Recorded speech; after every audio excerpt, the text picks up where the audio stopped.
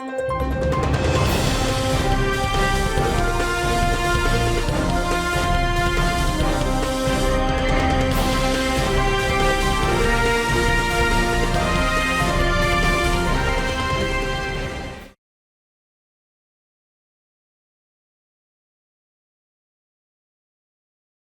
vous voit à côté du pasteur Yoko aujourd'hui pour la protection de cette grande ville de prière.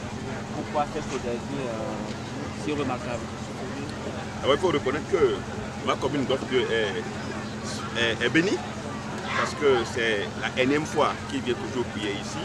Et je crois qu'il faut remercier le Seigneur pour sa vie, pour la vie du prophète, apôtre Joshua, qui justement se met au service de la nation.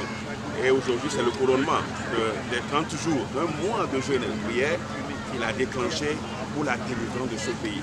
Et je crois que tout le tour qu'il a fait du Togo pour pouvoir venir aujourd'hui au couronnement, le Togo est vraiment délivré.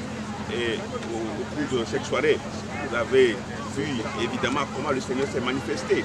Parce que ce qui est important, c'est que le drapeau togolais désormais va flotter. Partout où le drapeau togolais va flotter aujourd'hui, c'est avec gloire, c'est avec appréciation, hein, c'est avec honneur. Parce que ça fait longtemps que le drapeau togolais flotte, mais partout c'est la honte. C'est pourquoi il est très important, et selon la parole de Dieu, invoquez-moi, je vous répondrai. Et quiconque invoque Dieu doit avoir la solution.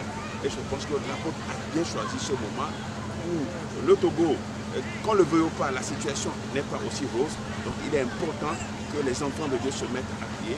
C'est pourquoi nous n'avons ménagé aucun effort pour lui apporter, pour lui accorder l'autorisation à pouvoir manifester, à pouvoir couronner ce mois de prière, de jeûne et prière dans notre commune. Donc je pense quand même que à travers cette action prophétique, ces actions prophétiques, le Togo est délivré et les fruits, nous allons commencer par les manger.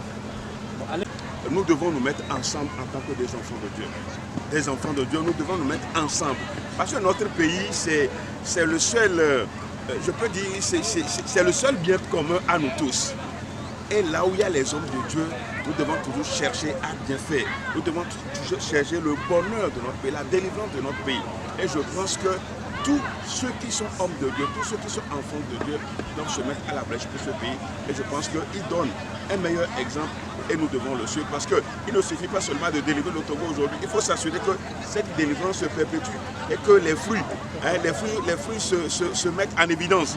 Et c'est ça, il faut être aux aguets pour ne pas laisser l'ennemi venir encore conquérir ce qui a été délivré par faute d'entretien, faute de soins. Et c'est très important que les autres se joignent à lui ensemble pour que nous puissions continuer cette œuvre de délivrance pour le Togo.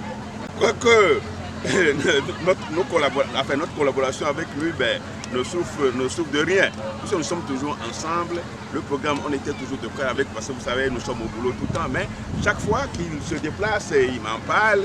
Et donc, je suis le programme avec lui. Et aujourd'hui, je pense que nous avons le devoir de le soutenir et de l'accompagner dans cette œuvre immense qui ne cesse, de produire dans notre commune. Et je vous avoue quand même que si nous pouvons avoir des collègues comme lui dans d'autres communes, je pense bien quand même que le Togo serait déjà loin. Mais je crois quand même que Dieu ne cesse qu'un homme pour se mettre à la brèche.